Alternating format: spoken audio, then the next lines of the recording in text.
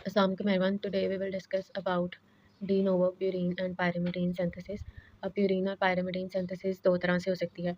एक तो de novo होती है जिसमें क्रिएशन ऑफ बेसिक प्यूरिन और पायरिमिडीन सिंथेसिस होती है फ्रॉम बेसिक बिल्डिंग ब्लॉक्स। दूसरा होता है सेल्वेज पाथवे जिसमें प्यूरिन और पायरिमिडीन की सिंथेसिस होती है from usages of recycled purines and pyrimidines. तो अब प्यूरीन्स और पायरिमिडीन्स जो हैं वो बेसिस होती हैं जो कि न्यूक्लियोटाइड्स बनाती हैं। न्यूक्लियोटाइड्स बेसिक यूनिट होते हैं डीएनए का। तो इनकी सिंथेसिस में इंटरफेरेंस करके हम ड्रग्स को यूज़ कर सकते हैं as immunosuppressants, anti neoplastics and antibiotic drugs. अब अगर हम सबसे पहले पायरिमिडीन की प्रोडक्शन को देखें जिसके लिए हमें एस्पार्टेट चाहिए होता है, तो सबसे पहले क्या होगा कि ग्लूटामीन कार्बन डाइऑक्साइड का रिएक्शन होगा, 2 एटीपी यूटिलाइज होंगे और इसमें जो एंजाइम होगा वो होगा CPS2 कार्बोमाइल फॉस्फेट सिंथेटेज 2 और जो प्रोडक्ट हमें मिलेगा that will be carbamoyl phosphate. और इसमें बाय प्रोडक्ट हमें मिलेंगे 2 एटीपी इनऑर्गेनिक फॉस्फेट और ग्लूटामीट। जो ग्लूटामीन है वो अपना मेट ग्रुप डोनेट कर देगा और ग्लूटामीट में कन्वर्ट हो जाएगा। अब CPSP एक तो 2 होता है और एक CPS 1 होता है। CPS2 जो है वो साइटोसोल में होता है जो कि हमने अभी देखा है पायरिमिडीन सिंथेसिस में यूज़ होता है and it is found in most cells. जबकि 1 जो है वो माइटोकॉन्ड्रिया में होता है जो कि यूरिया साइकिल में यूज़ होता है जो लिवर में हमें मिलता है। अब उसके बाद जो रिएक्शंस होते हैं दे उसमें सीरीज़ ऑफ रिएक्शंस होते हैं, 2-3 रिएक्शंस होते हैं जो यहाँ पर शो नहीं किए गए। सबसे पहले तो एस्पार्टेट यूज़ होगा और कार्बोमाइल एस्पार्टेट बनेगा। उसके बाद डाईहाइड्रो ओराटेज़ यूज़ होगा और डाईहाइड्रो ओराटेट बनेगा और फिर डाईहाइड्रो ओराटेट डीहाइड्रोजिनेज़ यूज़ होके ओराटेट यहाँ पे ओरोटिक एसिड बनेगा।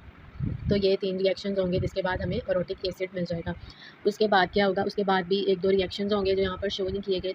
ओरोटिक एसिड पे यहाँ पे PRPP यूज़ होगा और फिर उस पे ओराटेट फॉस्फोराइबोसाइल ट्रांसफरेज़ एक्ट करेगा और OMP बनेगा और फिर उस पे OMP डीकार्बोक्सिलेज एक्ट करेगा और UMP बन जाएगा। बेसिकली हमने UMP ही बनाना था ना, यूरिडीन मोनोफॉस्फेट जो कि एक पायरिमिडीन है। तो ये एक पायरिमिडीन की सिंथेसिस हो गई। अब UMP से UDP भी बन सकता है। UMP यूरिडीन मोनोफॉस्फेट और ये यूरिडीन डाइफॉस्फेट, ये भी एक पायरिमिडीन बन गई। तो इस तरह से हमने पायरिमिडीन की सिंथेसिस कर ली। यूडीपी से इस तरह यूडीपी से फिर यूटीपी भी बन सकती है, यूडीपी से यूटीपी, यूटीपी से सीटीपी भी बन सकती है with the help of enzyme CTP synthetase. तो ये सारी जो है ये पायरिमिडीन्स हैं। अब जो यूरिडीन है यूडीपी, इसको हम डीऑक्सी यूडीपी में भी यूज़ कन्वर्ट कर सकते हैं with the help of enzyme ribo nucleotide reductase.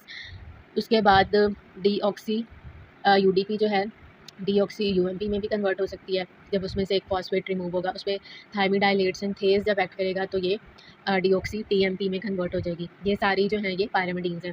एक और यहाँ पे रिएक्शन होता है कि जो एन-फॉर्माइल मिथाइलिन टेट्राहाइड्रोफोलेट है अपना फॉर्माइल ग्रुप और 2 हाइड्रोजन डोनेट करेगा।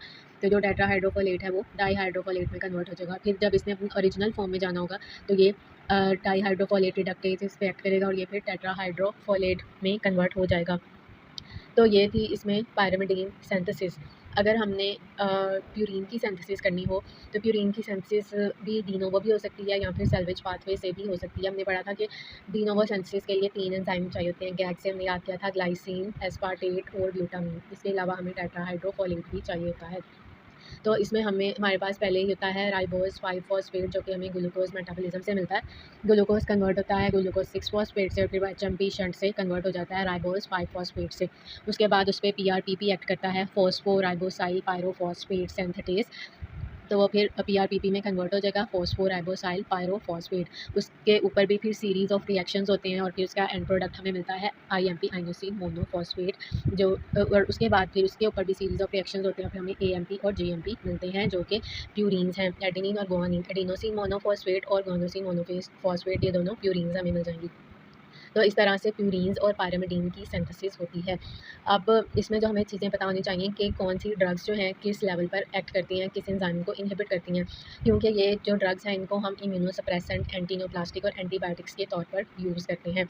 सबसे पहले जो है लीफ्लुनामाइड ड्रग है पायरिमिडीन सिंथेसिस में। अगर हम देखें लीफ्लुनामाइड जो है वो डाईहाइड्रो ओरोटेट डीहाइड्रोजिनेज पे एक्ट करती है और उसे इनहिबिट करती है। यहाँ पे 2-3 रिएक्शंस होते हैं, उसमें एंजाइम यूज़ होता है डाईहाइड्रो ओरोटेट डीहाइड्रोजिनेज, उसको ये इनहिबिट करेगी तो ये ओरोटिक एसिड नहीं बनेगा और फिर UMP नहीं बनेगा, पायरिमिडीन सिंथेसिस स्टॉप हो जाएगी, आगे DNA सिंथेसिस नहीं होगी।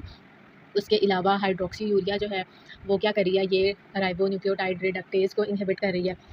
नेक्स्ट जो 5-फ्लोरोयूरासिल है और इसका जो एक और ड्रग होती है कैपेसिटाबीन, ये इनहिबिट करती है थायमिडाइलेट सिंथेटेज को। उसकी वजह से डीऑक्सी टीएमपी नहीं बनेगी।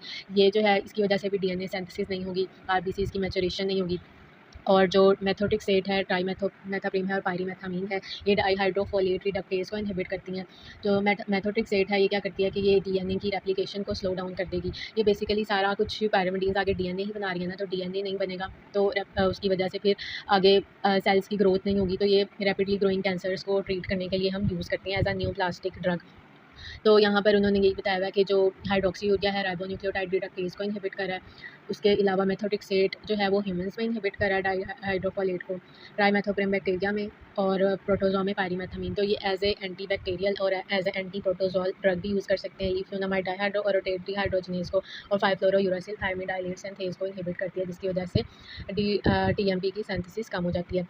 अगर हम प्यूरीन सिंथेसिस को देखें तो इसमें भी कुछ ड्रग्स हैं, 6-मेरकैप्टोप्यूरीन है, मेथोट्रेक्सेट है और एज़ाथायोप्रीन है। ये क्या करती हैं कि ये भी डी नोवो सिंथेसिस ऑफ प्यूरीन्स को इनहिबिट करती हैं। गुआनिन फॉस्फोराइबोसाइल ट्रांसफरेज को इनहिबिट करती हैं, जिसकी वजह से फिर प्यूरीन्स की सिंथेसिस नहीं होगी। माइकोफिनोलेट और राइबाविरिन जो है वो आइनोसिन मोनोफॉस्फेट डिहाइड्रोजिनेज को इनहिबिट करती है, जो कि यहाँ पे एंजाइम यूज़ होता है जिसको जीएमपी में कन्वर्ट करा है। जब ये इसमें कन्वर्ट नहीं होगा तो बी और टी सेल्स कम बनेंगे, तो इसको as a immunosuppressant drug use कर सकते हैं टू प्रिवेंट ग्राफ्ट रिजेक्शन। तो ये इन ड्रग्स का हमें पता होना चाहिए कि ये किन किन एंजाइम्स को इनहिबिट कर रही हैं और किस स्टेप पर इनहिबिट कर रही हैं और किस तरह से हम इनको यूज़ कर रहे हैं। मेथोट्रेक्सेट जो है एंटी कैंसर ड्रग है, ये भी डीएनए की सिंथेसिस नहीं होने दे रही, ये भी पायरिमिडीन की सिंथेसिस नहीं होने दे रही। इसी तरह ये सारी जो है वो पायरिमिडीन की सिंथेसिस नहीं होने दे रही, और ये जो है प्यूरीन्स की सिंथेसिस नहीं होने दे रही। माइकोफिनोलेट को एज एंटी इम्यूनोसप्रेसेंट ड्रग हम यूज़ कर रहे हैं। So that was all about purine and pyrimidine synthesis, और इनको हम कौन सी जो ड्रग्स हैं इन्हें हम इम्यूनोसप्रेसेंट, एंटी न्यूप्लास्टिक और एंटीबायोटिक ड्रग्स के तौर पर यूज़ कर सकते हैं। Next we will discuss the purine salvage deficiencies.